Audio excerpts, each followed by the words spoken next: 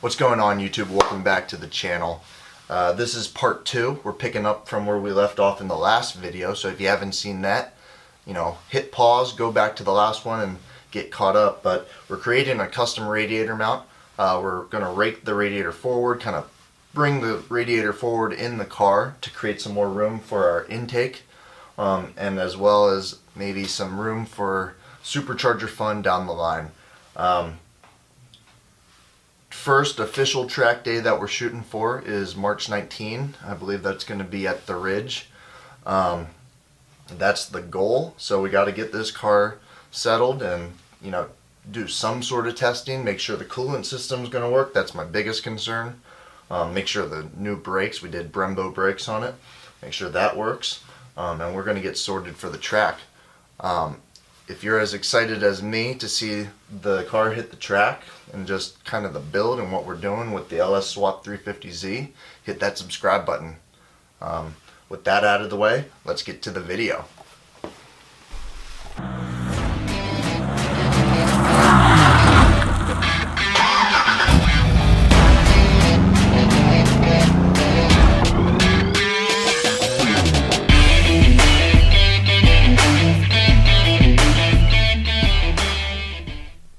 Alright, I got you off the tripod for a second so you can see kind of what we're working with.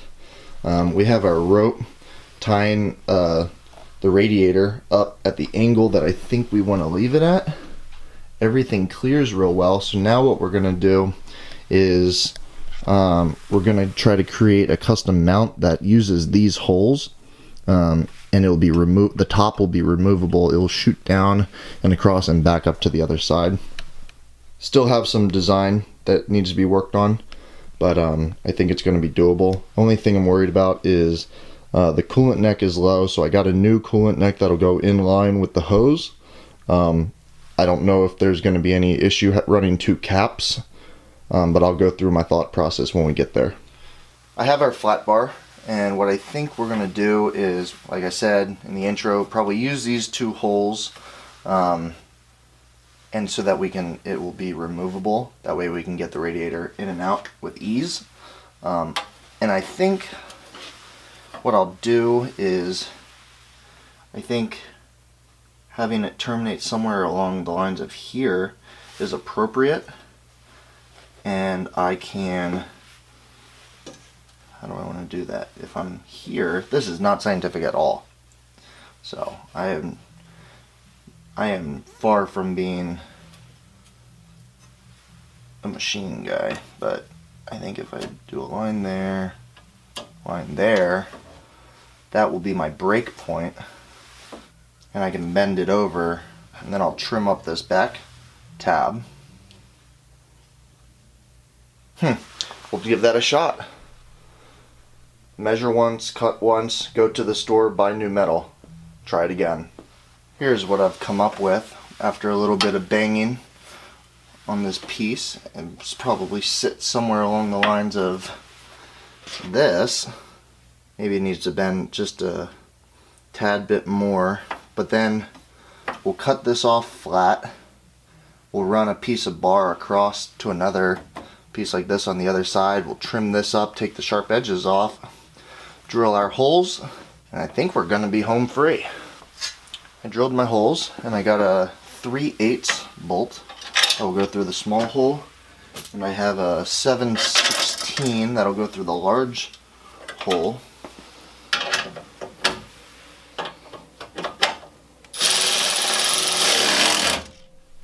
I think this is a really close spot. There's a little bit of gap there, which is great, and when we run our cross piece from there over here and then mimic with the same detail over on the driver's side, I think it should suck down on the rubber bushings pretty well.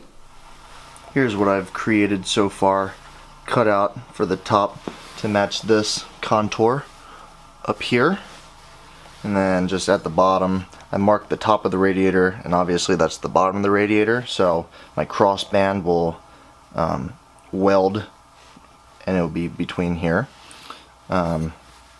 And I rounded the edges, obviously, took all the sharp edges off it so I don't cut myself in the process. Gotta clean up the back, got a sticker on it still. And then I'll probably hit it with some black paint sometime. I think everything will get painted out black.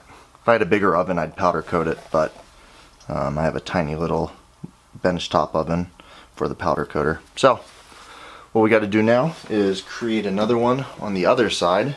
Unfortunately, it's not a direct mirror, so gonna have to be creative. Now we have our driver's side bracket made up, and we will put it on the car, see where it lies. Now that I have the two sides in, they are asymmetrical. I have another piece of 1/2 inch bar, or 1.5 inch bar. Got my angle cut on the passenger side. I'll just hold it up with my leg. Pretty scientific, like I said. And that's pretty dang close. I think I can go ahead and tack that up. So these two clamps seem to be holding decently well. I can always bend stuff, but I'm gonna put a tack on it real quick. Might need a little bit of luck right now. We'll find out.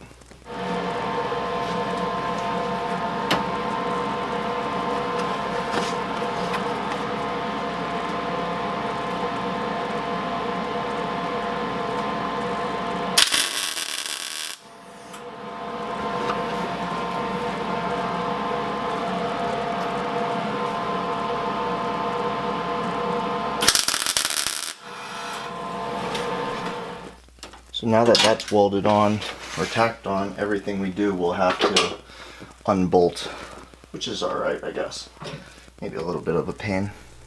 Now we've got it temped up. I got the holes in the top to hold it down, and I think it managed to line up pretty dang good. So what I'll do is finish welding this out, and then once it's done, when I'm done welding, I'll put it up kind of more temporary with the bolts and see how it tightens down. A little bit of time has gone by. I've done some work off camera to the upper. You can see I got the radiator out now, and we're gonna kind of finalize our position, and also weld in a tab here and probably another tab over here.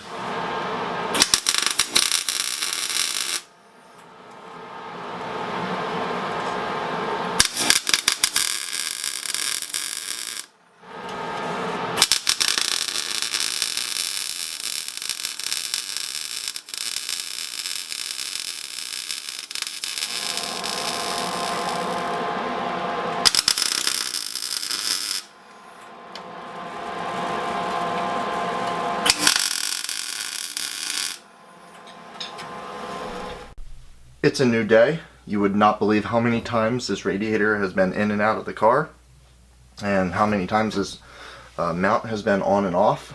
But I think we're ready, we're about ready to finalize everything, and I'm just going to put this piece right along here like that as a support, and it's going to be slightly at a downward angle. I notched it out for these pegs up front, and it should hold everything in place nicely, and it will stiffen up this because I don't like how springy this is.